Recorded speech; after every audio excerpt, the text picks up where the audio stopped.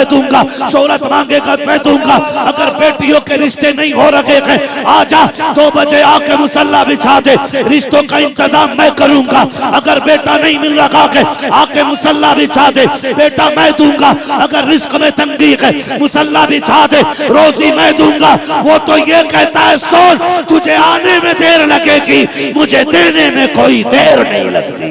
नारे तकबीर, नारे रिसालत, तालीमात आला हजरत, मसलके आला हजरत जनाबे मुफ्ती हम्माद रजा साहब किबला, नूरी कॉन्फ्रेंस, सरजमीने उत्तर ढेपा।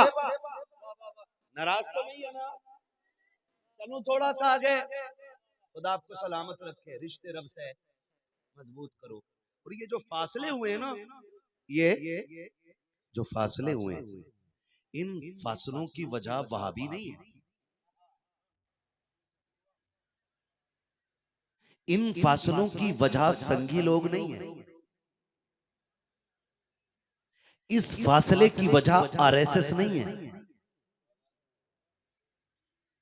इस फासले की वजह बजरंग दल नहीं है। इस फासले की वजह हम ही हैं। बहुत गौर से सुनिएगा, शायद मैं आपको वो ना बताऊं जो उम्मीद आप लेके बैठे हो। मैं जन्नत बांटने वाला बंदा नहीं, मैं तो खुद जन्नत का मोहताज हूं। बस ये दुआ है, अल्लाह कयामत में हुजूर के नालैन का सदका अता फरमा देना। तवज्जो है ना सारे लोगों? फासलों की वजह हमें कैसे कैसे फरमाया गया, जब बंदा लुक़्मे हराम के खाता है ना, तो फिर उसकी आंखों पे गफलत के पर्दे पड़ने लग जाते हैं। कैसे पर्दे? गफलत के पर्दे पड़ जाते हैं। और ये हराम तक पहुंचा क्यों? ईमान की कमजोरी की बुनियाद पर। ये कुरान ने ऐलान किया है। तुम ये ना समझना कि तुम कलमा पढ़ोगे और आजमाए ना जाओगे। यूं समझिएगा कि पूरी जिंदगी में हर मुसलमान यूसुफ है, उसे कुएं में भी जाना है। पूरी जिंदगी में एक बार जरूर उसकी जिंदगी में एक ऐसा कुआं आएगा जिसमें वो घिरेगा और सिर्फ खुदा के सिवा उसे उस वक्त कोई याद नहीं आएगा। ये हर इंसान की जिंदगी में होना है। हम कहते हैं जी हम मुसलमान हैं, हम ही क्यों आजमाए जा रहे हैं? तुम ही आजमाए जाओगे क्योंकि तुम मुसलमान हो। ये ख्याल रखिए, तुम आजमाए इसलिए जाओगे क्योंकि तुम मुसलमान हो। और जब भी तुम कुएं में गिरो तो फिर अपने आप को यूसुफ तसव्वुर करना, फिर मदद खुदा भेज के दिखा देगा। लोग वो गुमराह होते हैं जो कुएं से गिरने के बाद फिर संभलते नहीं। तवज्जो है? मैं बता दूं एक बात, कुआं गुर्बत, मुफलिसी, तंगदस्ती, बच्चों की भूख, घर की जरूरतें, शौक, ये सारे कुओं में से कोई एक कुआं हो सकता है। कोई भी एक कुआं हो सकता है। बीवी ने कहा सुनो मुझे 12,000 का सूट चाहिए। आदमी की कमाई थी कितनी? 4,000। ये यूं माने कि पर डे उसकी कमाई 400 रुपए। जोर से कितनी? पीछे वाले भी शादीशुदा लोग हैं, खाली कुंवारे ही बैठे। कितनी इनकम थी? सारे नहीं बोल रहे हैं, सिर्फ कुंवारे बोल रहे हैं इस बात को। शादीशुदा भी बोले घर में रोटी मिलेगी आपको, मेरी गारंटी है। डर के बात ना करें। कितनी इनकम? 400 रुपए की इनकम। बीवी ने ये कहा 12,000 का सूट चाहिए, मैं खाला की बेटी की शादी में जाने वाली हूं। मर्द ने क्या किया? क्यों ना यार रिश्वत ले लो, ब्याज ले लो, फिर बंदे के कदम हराम की तरफ चल दिए। याद रखिएगा, ये जो रिश्वत और ब्याज की तरफ उठा हुआ कदम है, ये पहला और आखिरी कदम नहीं होगा, ये आपकी नस्लों को तबाही की तरफ ले जाएगा। यही मुझे और आपको संभलना है। जब जरूरतें हमारी हैसियत से बड़ी आके खड़ी हो जाएं, तो फिर अपने से बड़े को न देख।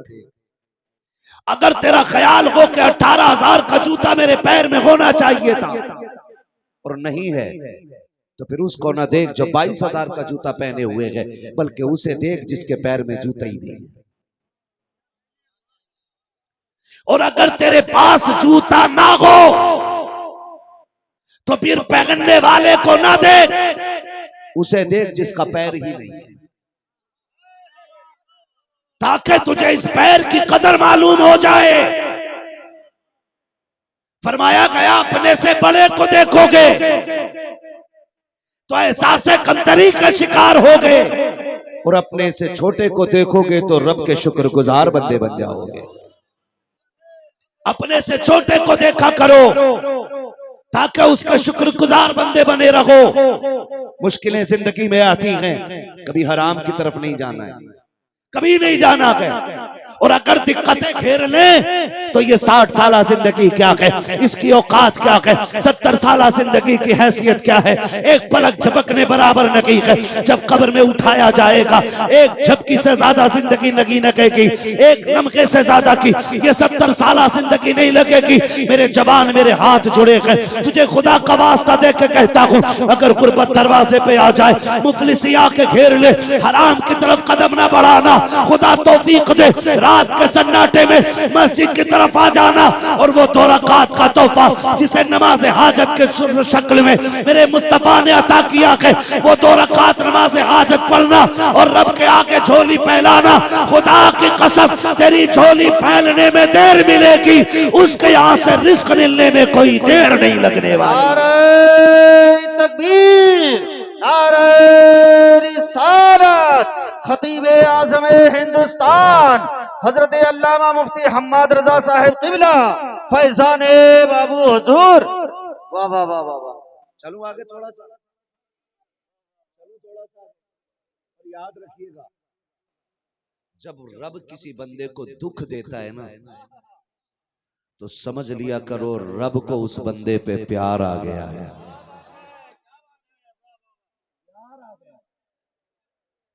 इसलिए रब बंदे को दुख देता है ताकि बंदा रब के करीब हो जाए, करीब हो जाए, करीब हो जाए। ये दुख अजाब नहीं। कभी कभी यहाँ हमारे यहाँ मेंबर से ऐलान होता है ना, जो ये हाथ उठा देगा इस पे फालिज नहीं आएगा, जो ये उठा देगा इस पे बीमारी नहीं आएगी। मैं कहता हूँ बीमारी जहमत नहीं, बीमारी खुदा की रहमत होती है यार। आए ना ताकि बंदा लेटा लेटा कहे अल्लाह अल्लाह अल्लाह अल्लाह। रब फरमाता फरिश्तों मेरे बंदे का हाल क्या है? फरिश्ते कहते मालिक तड़प रहा है बिस्तर पे। का क्या कह रहा था? मालिक करवट नहीं ली जाती मगर फिर भी कहता शुक्र है तेरा, शुक्र है तेरा। रब फरमाता फरिश्तों गवाह हो जाओ, मैंने उसको सारे गुनाहों से पाक व साफ फरमा दिया है। ये दुख भी है ना, ये दुख भी रब की नेमत होते हैं। और रब जिसे प्यार करता है उसे भी मार करता है, हर किसी को नहीं करता, हर किसी को नहीं करता है। और याद रखिएगा आप जब तौबा करेंगे, आप जब तौबा करेंगे तो दुख और ज्यादा, आप जब नेक बनेंगे तो आजमाइशें और ज्यादा आएंगी। क्यों? क्यों? ये भी फरमाया गया जब दुख बड़े हों, हजरत अली ने फरमाया जब दुख बड़े आ जाएं तो समझ लिया करो अल्लाह रुतबे बुलंद देने वाला है। ये भी जरूरी है। आपने नाम सुना होगा हबीब अजमी, क्या नाम है? जोर से बोलो, मैं तुम पे सदके जाऊं कि आप इतनी रात को भी बैठ करके हुजूर की बातें ऐसे सुन रहे हो जैसे अभी आके बैठे हो यार। मैं कभी ये नहीं कहता कि तुम कमीने हो, बदबख्त हो, तुम नलायक हो, तुम ऐसे हो वैसे हो, ना कहा करो। फरमाया गया जहाँ 40 लोग हो वहां एक वली होता है, जहाँ 4000 बैठे हो वहां कितने वली बैठे होंगे यार, है ना भाई। सुभान भाई अल्लाह। मैं मिंबर पे बैठा हूँ, आपको मेरा जुब्बा दिख रहा है, मेरा कुब्बा दिख रहा है, मेरी पगड़ी दिख रही है, तो लोग देख के कह रहे हैं हाँ भाई मौलाना बैठा है। लेकिन इस महफिल में कोई ऐसा भी तो हो सकता है ना जो सोता बाद में हो, हुजूर का सलाम का जवाब पहले सुन लेता हो। क्या राज कोई जाने यार, क्या कोई राज जाने किसी के। तवज्जो है ना सारे लोगों की। हाँ तो नाम सुना है ना, क्या नाम बताया था मैंने अभी, हबीबे अजमी। आपका सूद ब्याज का कारोबार बहुत धड़ल्ले का था, बहुत बड़ा बिजनेस। एक वक्त का खाना भी बिना सूद के पैसे के आप नहीं खाते थे। एक बेवा औरत ने पैसा ले रखा था, आप अपना कर्ज मांगने के लिए गए, बेवा कहने लगी अभी कुछ दिन की मोहलत दे दे, कुछ दिन बाद दे देंगे। आपने फरमाया सुन आज मैं खाली नहीं जाने वाला, कुछ ना कुछ लेके जाऊंगा। अंदर घर में गए, कपड़े से छुपा हुआ गोश्त का टुकड़ा रखा था, वो आपने उठाया लेके चले, बेवा की चीख निकल गई। उसने कहा हबीब मेरे बच्चे यतीम है, मैं बेवा हूं। एक जमाने से बच्चे कह रहे थे गोश्त अमली कैसा होता है, बड़ी मुश्किल से आज पहली बार ये टुकड़ा मिला है, हबीब ये छोड़ जा, ये छोड़ जा ताकि मेरे बच्चों का एक ख्वाब पूरा हो जाए। हबीब अजमी कहते हैं मैंने नहीं सुना और झटका दिया, बेवा को गोश्त लेके आ गया। मैंने बीवी से कहा बीवी मैं नहाने जा रहा हूं, खाना बनाओ। मेरी बीवी कहने लगी हबीब ये किधर से लाया। मैंने कहा एक बेवा के घर से छीन के लाया हूं, उस पर मेरा कर्जा था। मेरी बीवी ने कहा हबीब तौबा कर ले, कहीं ऐसा ना हो रब का अजाब आ जाए। मैंने गुस्से में कहा चल तू अपना काम कर। ये कह के मैं नहाने के लिए चला गया। हबीब कहते जब निकल वापस आया ना, मैंने बीवी से कहा जल्दी करो खाना तैयार हो गया होगा। उसने कहा जी तैयार हो गया। कहा जैसी उसने हांडी का ढक्कन खोला है, क्या देखती है कि सारे गोश्त का खून बन चुका है।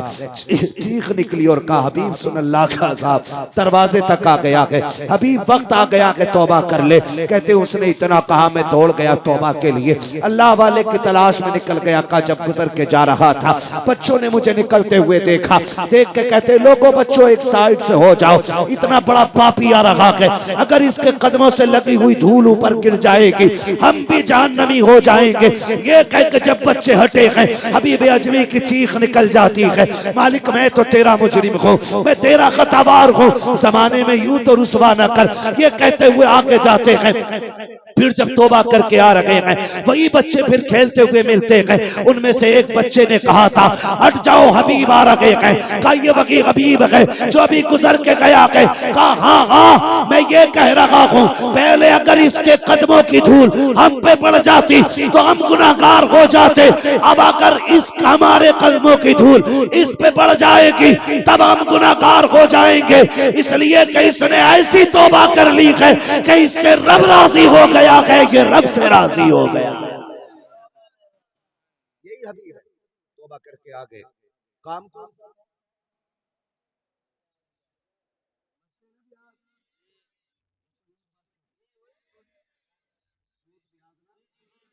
सूद ब्याज सुने यही ना। तो काम किस चीज का था, सूद ब्याज का। तौबा कर ली, सारे काम छोड़ दिए, गुनाह के सारे काम छोड़ दिए। अब इम्तिहान शुरू होता है, घर में फाकों की लाइन लग गई, बच्चे कमजोर होने लग गए, खुद भी बूढ़े हो गए, बाल सफेद हो गए। बीवी ने कहा मेरे सरताज अब बच्चों की भूख नहीं देखी जाती, ये ले थैला, थैला समझते हैं, जाइए मंडी काम मिले ना थोड़ा राशन जरूर ले आइए। का कम से कम इतना ले आइए जिससे बच्चों की जान बच सके। हबीब अजमी निकले, बीवी दरवाजे पे आ गई, कहने लगी हबीब इया का वल हराम, खबरदार आज भी हलाल ना मिले ना तो लौट आना, लेकिन हराम का लुकमा ना लेके आना। बीवियां ऐसी होती थी आज की बीवी कहती है सुनो, मरो या कुछ करो, मुझे कान की बाली चाहिए, मुझे पैर की पाजेब चाहिए। मेरी बेटी तुझे खुदा का वास्ता दे के कहता हूँ, जन्नत का ताल्लुक हजारों के जोड़े से नहीं है, लाखों के सोने से नहीं है। अगर तू ये चाहती है कि जन्नत तेरी कब्र में क्यारी बना दी जाए जन्नत की, तो सुन, 10,000 के चक्कर में न पड़, 20,000 के चक्कर में न पड़, बस इतना कर ले। अगर शोहर तेरा करीब है, पैबंद लगे कपड़े पहन के नबी की बेटी की सुन्नत अदा करके चली जा। इस हाल में दुनिया से जा कि तेरा शोहर तुझसे राजी है। गारंटी के साथ कहता हूँ, कोई तीजा करे या ना करे, कोई 40वें के लिए जने लाए या ना लाए, तेरी कब्र पे आसान हो या ना हो, तू खातूने जन्नत की तरह शोहर को राजी करके चली जा। खुदा की कसम, फटे कपड़े पहन के तू कब्र तक आ जा, जन्नती जोड़ा लेके नबी तेरी कब्र में आ जाए। नारे तकबीर, नारे रिसालत, फैजाने हुजूर आली, नूरी कॉन्फ्रेंस, सरजमीने उत्तर ढेपा, हजरत अल्लामा मुफ्ती हम्माद रजा साहिब क़िबला। बेटियों को चाहिए ना करो जिद, ना करो, मर वो भी गई जिनके पास 10 तोले सोना है, मौत उन्हें भी आनी है जिनके पास 1 तोला ही नहीं, मौत उसको भी आनी है। बेटी, इज्जत वाले जनाजे उनके नहीं होते जिनके बदन से लाखों का जेवर उतारा गया हो। इज्जत वाले जनाजे उनके होते हैं कि जो हया का जेवर वो दुनिया में पहन के रहती थी, वही जेवर लेके कब्र तक गई हो। ऐसी बेटियां जन्नती होती हैं, ऐसी बेटियां जन्नती होती हैं। बीवी ने कहा, हबीब जा तो रहे हो ना, इया का वल हराम, खबरदार हराम ना लाना। घर से निकल गए, मंडी में आके खड़े हो गए। दुनिया बड़ी मतलबी है, बताया था ना, मतलबी ये दुनिया है, मतलबी जमाना है। खाली हाथ आए थे, खाली हाथ जाना है। मंडी में आके खड़े हो गए। वाह वाह वाह। मंडी में आके खड़े हुए ना, जहां मजदूर बीके जाते हैं, खरीदे जाते हैं, लाए जाते हैं, खड़े हो गए। जो भी आता है ना, जवान बंदे को पकड़ के ले जाता है, जो भी आता है ताकतवर को ले जाता है। अब देखा हबीब अजमी ने मुझे कोई लेके नहीं जा रहा है, आप आगे बढ़े, कहने लगे 10 रुपए कम दे देना, मुझे ले चल, 10 रुपए कम दे देना। याद रखो, बाप दुनिया से लड़ जाता है लेकिन औलाद की भूख से नहीं लड़ पाता है। एक एक बेटे से मेरी गुजारिश है, कभी अपने बाप से ये मत कहना तूने मेरे लिए किया क्या है, तू क्या जाने तेरा बाप कितनी बार चौकों में तेरे लिए बिका है। तुझे क्या खबर है कितने लोगों की गालियां सिर्फ इसलिए बाप ने खाई है ताकि वो तेरी फीस भर सके। तुझे क्या मालूम है उसको कितनी गालियां सिर्फ इसलिए मिल गई कि आज तूने कहा था अब्बा जल्दी आना, मुझे मेले जाना है। वो वक्त से पहले काम छोड़ के आया, उसकी फैक्ट्री वालों ने गालियां दी, उसके मालिक ने जलील किया, लेकिन घर आया तो हंसता हुआ आया था, क्योंकि वो तुझे मुस्कुराता हुआ देखना चाहता था। आज तू कहता तुमने मेरे लिए क्या किया, तुमने मेरे लिए क्या किया है। जबान को लगाम दे और इसे हल्के में मत ले। रब ने इसे वो इज्जतें दी हैं, ऐलान कर दिया। सुन, आका फरमाते अगर तुम्हें ये पता लगाना हो कि तेरा रब तुझसे राजी है नाराज, फरमाया फिर मुड़ के बाप का चेहरा देख। अगर तेरा बाप तुझसे राजी है तो तेरा खुदाए पाक भी तुझसे राजी है। रब की रजा का मेयार बाप की रजा में रखा गया है। तू कहते था तूने किया क्या है। सुन, जिस दिन बाप बनेगा और मंडी में बिकेगा ना, उस दिन तुझे पता चल जाएगा तेरे बाप ने तेरे लिए क्या किया है। हाँ, जब अपने बेटों को उछाले करो ना तो सोचा करो तू इतना प्यार अपने बेटे से नहीं करता जितना तेरा बाप तुझसे प्यार करता है। उसे भी वक्त दिया करो। कहते हैं सुन, 10 रुपए कम दे देना, मुझे ले चल। उसने बाजू पकड़ा, कहने लगा बूढ़े ये काम की उम्र नहीं, आराम की उम्र है, चलो। ये कोई काम की उम्र है तुम्हारी। ये कह के उसने हटा दिया। सारे लोग चले गए। अब कोई हबीब अजमी को लेने के तैयार नहीं है। हबीब ने सूरज को देखा, चढ़ आया है। फिर बगल में थैले को देखा है। ख्याल आता घर जाऊंगा, बच्चे खाली हाथ देखेंगे, क्या जवाब दूंगा, जाऊं तो किधर जाऊं, कोई काम के लायक नहीं समझता है। जब कोई राह न सुझाई थी, आपने नजर उठा के देखा, सामने मस्जिद का दरवाजा था। आप रोते हुए मस्जिद में गए, वुजू किया, सजदे में सर रखा, रो के कहते मालिक ये दुनिया वाले मुझे मजदूरी के लायक नहीं समझते हैं, लेकिन मैं तेरे घर में आ गया हूँ। ए मेरे परवरदिगार जिसका कोई सहारा नहीं है, उसका तू सहारा है। मेरे मौला मैं तेरे घर में ड्यूटी करूंगा, तेरे घर की सफाई करूंगा, तेरे घर की सफे बिछाऊंगा, यहाँ झाड़ू लगाऊंगा। मालिक बस इतना दे देना जिससे मेरे बच्चों के एक वक्त के खाने का इंतजाम हो जाए। हबीब रोते जा रहे हैं, अल्लाह के घर की सफाई करते जा रहे हैं। शाम हो जाती है, इसी हालत में कोई पैसे का इंतजाम नहीं है, कोई लुकमे का इंतजाम नहीं है। घर जाने का वक्त आया है, ख्याल आया चलो घर चलते हैं। घर की राह नहीं है, घर के करीब आए क्या देखते हैं, कभी करीब आके सोचते हैं बच्चे जाग रहे हैं कि सो रहे हैं। ये सोच करके कुछ देर रुक जाते हैं और दूर से देखते हैं मेरे घर वाले सो गए कि जाग रखे हैं। जब दूर से देखा तो सन्नाटा था, कोई नहीं जाग रहा है।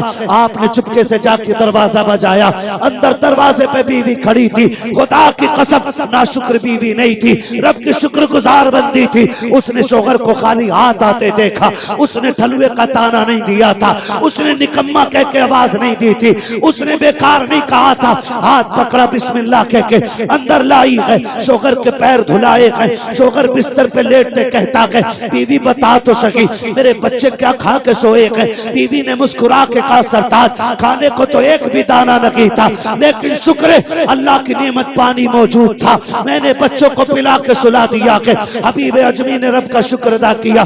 बिस्तर पे लेट जाते हैं, बीवी ने पैर दबाए, आहिस्ता से कहा मेरे सरदार बताओ तो सही सुबह से शाम तक रखे हो, क्या रोटियों का इंतजाम न हो सका, काम मिला के नहीं मिला। अब हबीब की आंख में आंसू आते हैं, कहते काम तो मिल गया है, का मजदूरी नहीं मिली है, का मांगे क्यों नहीं, का इतने बड़े करीम की चौखट पे काम मिला है कि एक दिन की मांगते हुए गैरत आ रखी थी। अल्लाह अकबर इतना सुना है। बीवी अगले दिन फिर दरवाजे पे आई है, फिर थैला दे के कहती है या कमल हराम, खबरदार आज भी खाली लौट आना, लेकिन हराम लेके मत आना।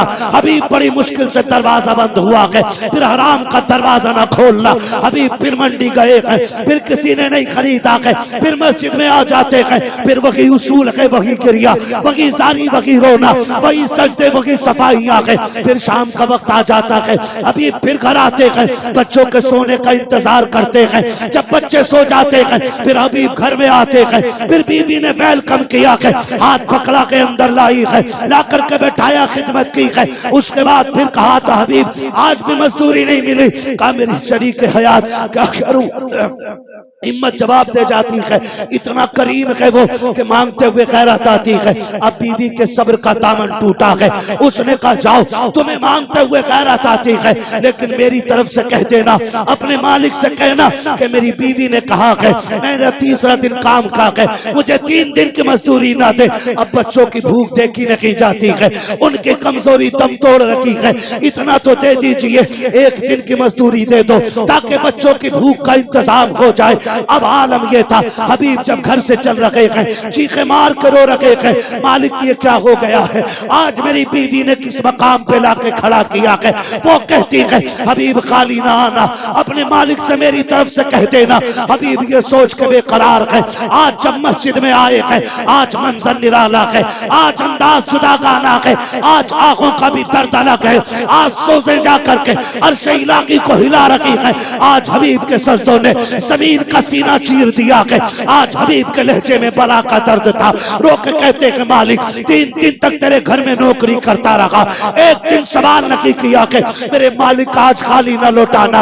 आज मेरी बीवी ने कह के भेजा कि मेरे मालिक आज खाली गया तो मेरी जबान, मेरी बीवी की जबान न खुल जाए। और मेरे मालिक तू जानता है मैं अपनी सास से ज्यादा, कुल कायनात से ज्यादा तुझसे प्यार करता हूँ। अगर मेरी बीवी ने कुछ कहा मालिक मेरे सब्र की इंतहा हो जाएगी, मेरा मेरा फैसला गलत हो जाएगा। ए मेरे परवरदिगार, आज मुझे खाली ना लौटाना।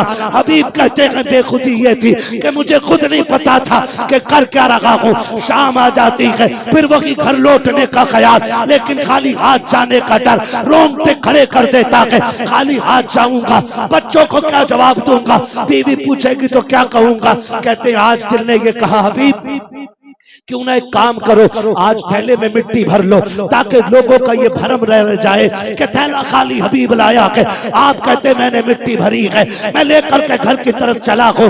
हर दिन की तरह मैं दूर ठहर गया बच्चों के सोने के इंतजार में, लेकिन क्या देखता हूँ, आज मेरी हवेली से धुआं उठ रहा है। मैंने आंखों को मसला, कहीं ये किसी और का दरवाजा तो नहीं है। कहते करीब से जाके देखा, मेरा की आंगन था। दौड़ के जाके दरवाजे पे पहुंचा, मेरी बीवी ने दरवाजा खोला, खाने की खुशबू आ रही थी। मैंने कहा शरीक हयात, ये खुशबू कैसी आ रही है? कहा पकवान बन रहे हैं। कहा कहां से आए हैं?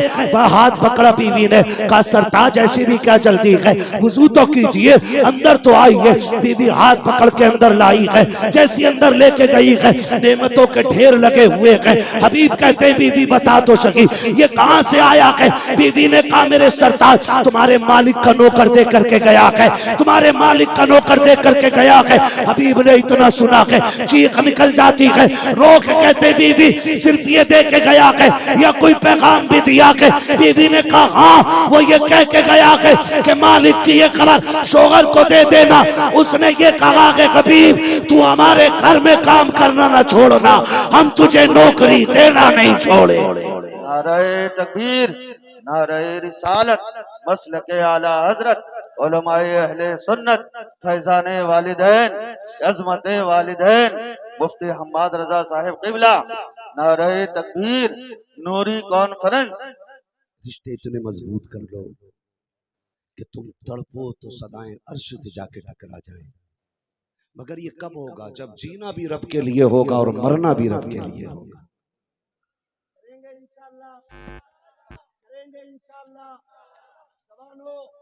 खुदा का वास्ता, रात में आंख खुल जाए ना, नींद ना पड़ती हो या पड़ती हो, कोई भी कंडीशन हो, रात काटने के लिए मोबाइल ना उठाना। खुदा तौफीक दे तो उठना, वुजू करना, मुसल्ले पे आना, फिर सजदे में रब को रो के दिखाना। अगर ये भी ना कर सको, वुजू ना कर सको, ठंड का मौसम लगे, कम से कम बिस्तर से उठ के मुसल्ले तक आ जाना। अगर ये भी ना कर सको ना तो बिस्तर पे उठ के बैठ जाना। अगर ये भी ना हो सके तो लेटे लेटे अपने गुनाहों का ख्याल करना और आंखें भिगो के कहना मालिक मैं बड़ा गुनाहगार हूं मगर तू बड़ा करीम है। जब दुनिया सोती हो तब तेरे आंसू बहुत कीमती हो जाते हैं, फिर रो के कहना तू तो करीम है ना मालिक, हो गई खता, कोई बहाना नहीं, कोई झूठ नहीं, मालिक बहक गया, नफ्स ले गया वहां तक, पर तू तो करीम है ना, तूने तो वादा किया है ना, जो एक बार रो के दिखा देगा मैं सारी खता बख्श दूंगा। बस इतना कह देना, वो इतना करीम है कि तेरी आंख लगने से पहले तुझे जन्नत की बशारतें अता फरमा देगा।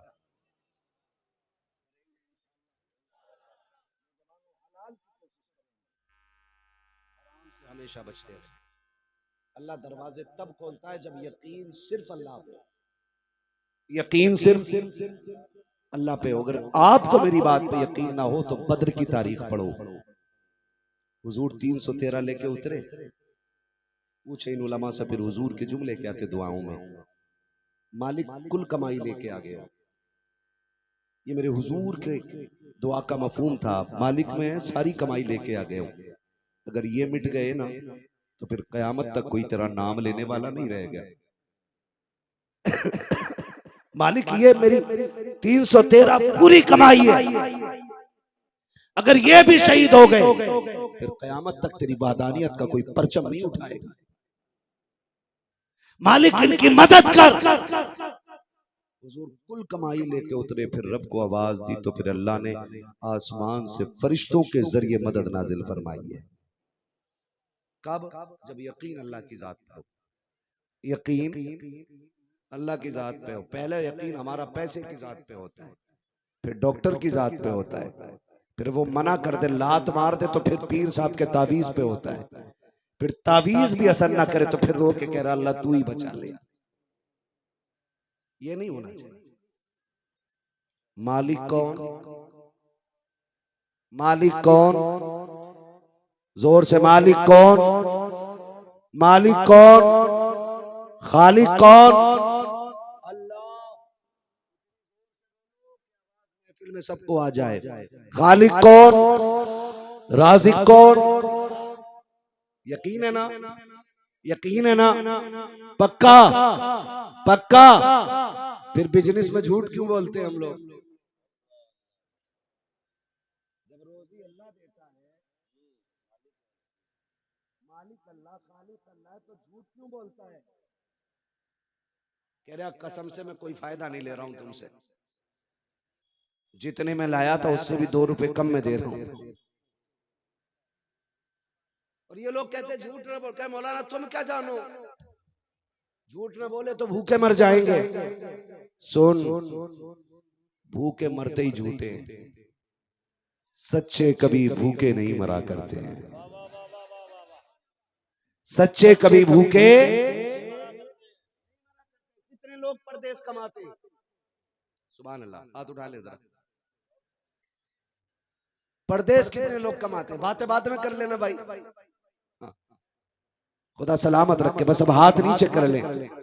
मेरी दुआ के अल्लाह हर परदेसी की हिफाजत फरमाए। जोर से कह दो आमीन। हाँ जी, बड़ी बात होती है, बड़ी बात होती है। आपसे मैं कहूं ना, एक तिजारत अल्लाह से कर लो। वो तिजारत ये है कि कम से कम रोज 1 रुपया सदका निकाला करो।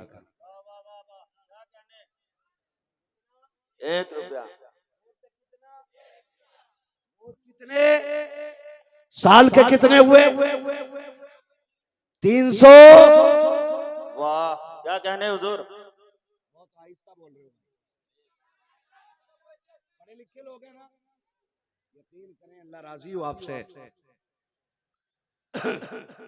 क्या करूं, किस्मत में माइक ही इतनी लेट लिखा था, वरना मैं और बोलता। नाराज तो नहीं है सेक्रेटरी साहब? कितना देना है? 1 रुपया एक ही देना है रोज। वाह, 7 दिन के इकट्ठे निकाल के नहीं रखने, रोज देना और एक देना। वो जब 365 इकट्ठे हो जाए ना, तो फिर तलाश करो कोई मदरसा, क्या बात है, सुभान अल्लाह, जहां कुरान वाले पढ़ते हो, सुभान अल्लाह। और जाके मोहतमिम से कहो कि ये पैसे का खाना मेरी तरफ से कुरान वालों को खिलाओ। सुभान अल्लाह, सुभान अल्लाह। तुम नहीं जानते हो, शायद समझ में आ जाए तुम्हारी ये बात, इसलिए मैं कोशिश कर रहा हूं। अल्लाह करे ये जहन में बात आ जाए आपके। जब वो खाना जो हम कुरान वालों को खिलाते, साल के कितने थे? 365। अगर हम होटल में खाने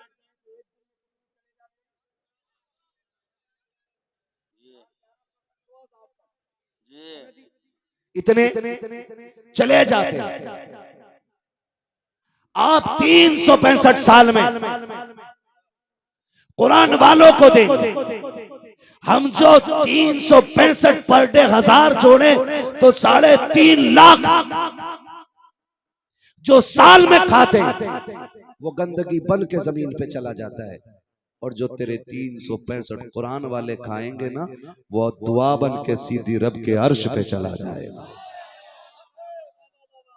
फिर आप दुनिया के किसी कोने में रहोगे, ये भूखों के हलक से उतरे हुए लुक्मे तुम्हारी हिफाजत करते रहेंगे, ये लुक्मे तुम्हारी हिफाजत करते रहेंगे। वो एक साहब ने मुझे फोन किया, बोले भाई हजरत अल्लाह का बड़ा करम है, मैं गाड़ी चलाते चलाते बच गया। कैसे? का आंख लग गई थी और गाड़ी फिर भी सीधी चलती रही। मेरा तजर्बा देखो, स्टीयरिंग नहीं बहका। मैंने कहा मुंह बंद कर, मुझे ये बता नेकी कौन सी करता है, नेकी कौन सी करता? उसने कहा हर चक्कर पे कुरान वालों को लाके मैं खाना खिलाता हूं। तो मैंने कहा फिर बात ना कर, खत्म हो गई बात। पर कि तू सो रहा था, कुरान वालों की दुआएं तेरी गाड़ी संभाले हुए थी। आप भी कम से कम 1 रुपया रोज निकालेंगे इंशाल्लाह। ये तो परदेशियों के लिए थी। आखिरी बात उन लोगों के लिए जो रोज घर पे खाना खाते हैं। कोशिश ये करो कि एक दिन का भी खाना ऐसा ना हो जो बगैर मेहमान के आप खाएं। अलग टॉपिक पे बात कर रहा हूं मैं, फिर कहूंगा मैं जन्नत नहीं बांट रहा हूं। कोशिश ये करो कि एक वक्त का खाना भी बगैर मेहमान के आप ना खाएं। वो कहा था अल्लाह मेरे रिस्क की बरकत न चली जाए, 2 रोज से घर में मेरे मेहमान नहीं। सुन रहे हैं ना? 2 रोज से घर में मेरे 2 रोज से घर में मेरे मेहमान नहीं है। कोशिश ये करना बगैर मेहमान के खाना ना खाओ। अगर कोई इंसान न मिल सके ना तो कुत्ते तलाश करना, आधी रोटी कुत्ते को ही डाल देना। कुत्ता भी ना मिल सके ना तो घर में चूटियों के सुराख तो होते ही है ना, कम से कम चूटियों को खिला देना, ताकि हर वक्त के खाने में कोई ना कोई तेरा मेहमान रहे। बड़ी बात बताने लगा। बहुत अच्छे हजरत। हमारे बाप ऐसे हैं कि हमें एक सांस लेने की मोहलत नहीं होनी चाहिए। लेकिन मेरा इमाम क्या कहता है, मेरे अमाल का बदला तो जहन्नम ही था। मैं तो जाता मुझे सरकार ने जाने न दिया, है ना? तो गुनाह इतने हैं कि एक सांस की मोहलत ना हो, फिर तबाकियां मुसल्लत होती, तो अकीदे रब से कमजोर करते हम। फिरौन का नाम सुना है? क्या करता था ये? दावा क्या था? माशाअल्लाह, दावा खुदाई का। मुहद्दिसीन फरमाते कि ये अपने आप को खुदा कहने वाला रब की जमीन पे जिंदा क्यों था? इसके इतने दिन जिंदा रहने का राज क्या था? तो मुहक्किकीन ने फरमाया कि इसके घर पे इतना लंबा दस्तरखान लगता था कि एक मखलूक पूरा दिन इसके दस्तरखान पे खाना खाया करती थी। फरमाया इसका ये अमल इसको रोज खुदाई के दावा करने वाले को अगर खाना खिलाने का अमल अजाब से बचा सकता है तो फिर मोहम्मद अरबी का गुलाम हो और खाना मेहमान को खिलाए तो बरकतों से कौन रोक सकता है? फरमाया गया जिस दिन ये दरियाए नील में डूबा उस दिन किसी ने इसके घर खाना नहीं खाया। अगर उस दिन भी एक बंदा इसके यहां खाना खा लेता, फरमाया गया फिर भी नहीं डुबाया जाता, इसलिए कि रब का कानून है जो जमीन वालों पे रहम करता है खुदा उसके ऊपर रहम फरमाया करता है। सारी मखलूक अल्लाह का खानदान है, अल्लाह का खानदान है। इसलिए आपसे गुजारिश है आप अपने दस्तरखान में लोगों को शरीक रखिए। लेकिन कड़वी बात कह दूं, यहाँ भी स्कूल में मेरे ख्याल से दिसंबर जनवरी की छुट्टी होती होगी, होती है भैया? सर्दी की छुट्टी होती है कि नहीं? हमारे यहाँ होती है, सर्दी की भी होती है और गर्मी की भी होती है ना सर्दी की छुट्टी। सर्दी की छुट्टियों में बहनें घर आएंगी, भाभियों के मुंह फूल के इतने मोटे हो जाएंगे, है ना? और भाई उल्लू का पट्टा है, जोरू का गुलाम। एक प्याली अगर बहन के बच्चे से टूट गई ना तो भाभी डायरेक्ट कहती है हराम का तोड़ने आ गया, तुम्हारे बाप ने कमा के रख दिया। और बीवी की इस बात को शोहर लुल्ल बना सुन रहा है। गुग्गू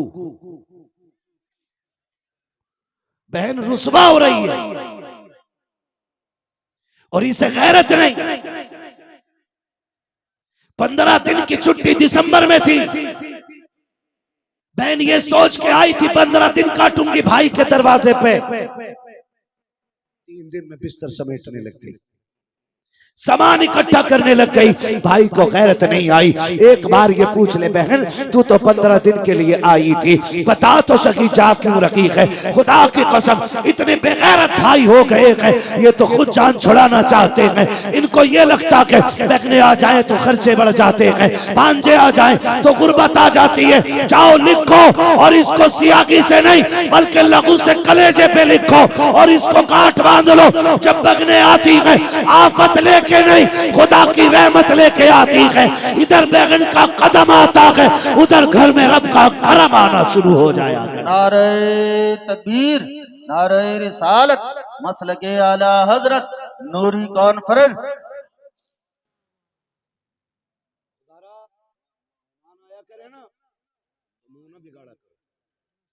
बल्कि बहन का तो बड़ा नाजुक रिश्ता है, बड़ा नाजुक रिश्ता है। बाप के बाद सबसे पहले अगर कोई लावारिस होती है ना, बहन होती है। गलत नहीं कह रहा। अल्लाह करे जिनके आंगन में बहनें हैं ना, वो बहनों की कदर करने लग जाए, कदर करने लग जाए। बहनें बड़ी दौलत होती है। बहनें भाइयों को दुआएं दे दे के वली बना दिया करती हैं। हम विलायत जन्नत, हम विलायत जंगलों में ढूंढते रह गए और विलायत तो बहन के दुपट्टे से बंधी हुई रखी थी। उसके 2 जुमले दुआओं के ना ले सके हम, 2 जुमले बहनों की दुआओं के नहीं ले सके। जानते हैं बहन को एक एहसास मार देता है कि अब्बा थे ना वालिद साहब, तो हर 8वें दिन फोन करके कहते थे बेटी बड़ी याद आ रही है। जब से बाप सफेद कफन में लिपट के गया ना, साल हो गया भाई का एक फोन नहीं आया। वो पलट पलट के फोन को देखती है, कहीं आज आया हो, आज आया हो, आज आया हो। साल बीत जाता है, एक फोन नहीं आता। और बहन बेकरार होके बेगैरती में फोन कर दे ना भाई को, तो पूछता हाँ क्या काम है। बहन मर जाती है तभी। कहती है कि तुझे क्या लगता है मैं सिर्फ काम से फोन करूंगी? मुझे तो बाप की दहलीज की याद आ रही थी, मैंने कहा तेरी आवाज सुन लूं, और तूने इतना पराया कर दिया। फोन उठाते ही कहता क्या काम है, कैसे फोन किया है?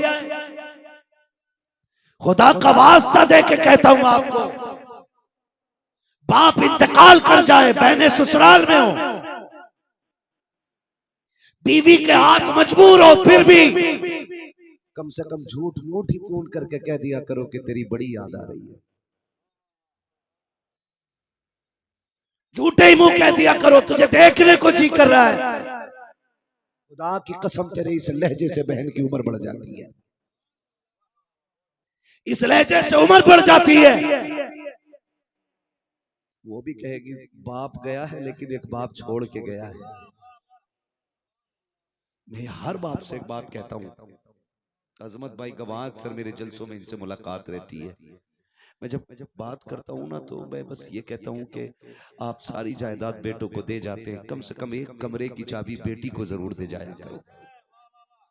आपने 3 मंजिल इमारत बना ली, पूरे घर पूरे महल की चाबी आपने 4 बेटों को सौंप दी।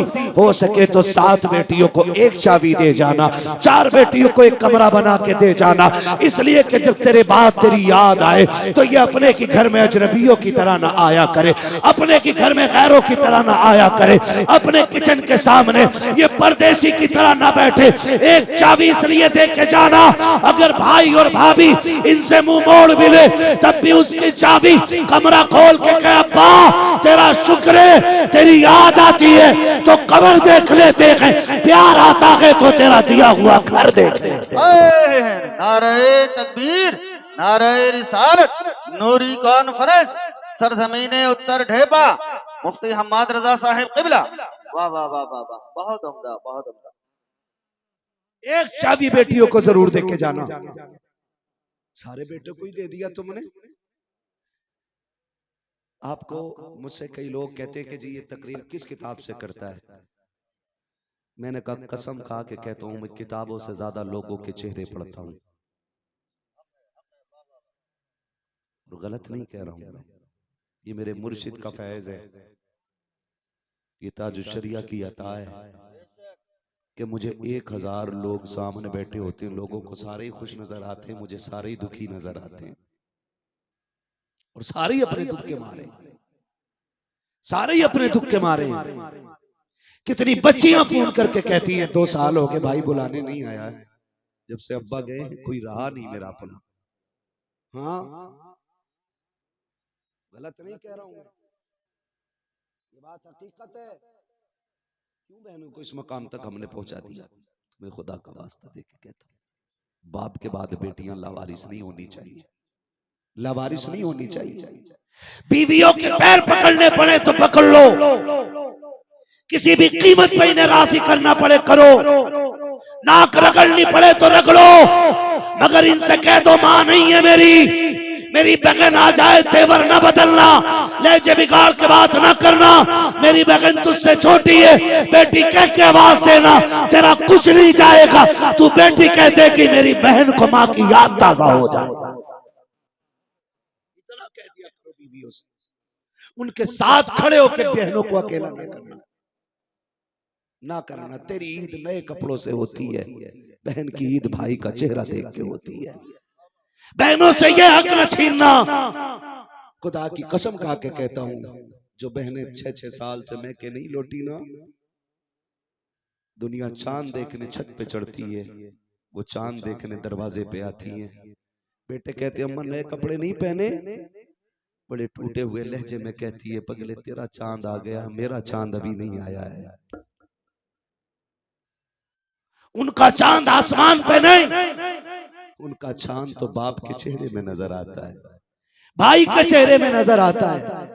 खुदा का वास्ता है, अगर तुझे पता चल जाए कि बहन आने वाली है, बच्चों के साथ आ रखी है, तुझे तो याद होगा ना कि अब्बा कैसे बहन का इस्तेकबाल करता था, बाप कहां तक जाता था। अगर तुझे पता चल गया है कि बाप दरवाजे तक जाता था, तो और 2-4 कदम आगे बढ़ के खड़ा हो, अपने बच्चों के हाथों में फूल दे दे और खुद हाथ बांध के खड़ा हो जा, मुस्कुरा के बहन को आता दे और आगे बढ़ के 4 कदम उसको सीने से लगाने के लिए हाथ बढ़ा दे, तेरा कुछ नहीं जाएगा, उसे भाई के चेहरे में बाप का चेहरा नजर आ जाए। नारे तकबीर, नारे रिसालत, तालीमात आला हजरत मुफ्ती हम्माद रजा साहब क़िबला। भाई इनके आने से कमी नहीं आती है, इनके आने से बरकत आ जाती है। ना भी आया करें, बहनों को बुला के खिलाया करो। अजमत भाई लोग मुझसे पूछते हैं तू यार इतनी तकरीरें करता है, बड़ी याद आ रही है अब्बा की, बड़ी याद आ रही है अम्मा की, कोई वजीफा होगा कि मैं उन्हें देखना चाहता हूँ। मैं सिर्फ एक वजीफा बताता हूँ, बता दूं आपको भी, मैं सिर्फ एक वजीफा बताना चाहता हूँ। अगर आपको माँ बाप की याद आए ना तो सारी बहनों की दावत करना, और सारे भाई एक दस्तरखान पे इकट्ठे होना, सारे बहन भाई एक बार बैठ के खाना खाया करो, फिर एक दूसरे को हंस के देखा करो।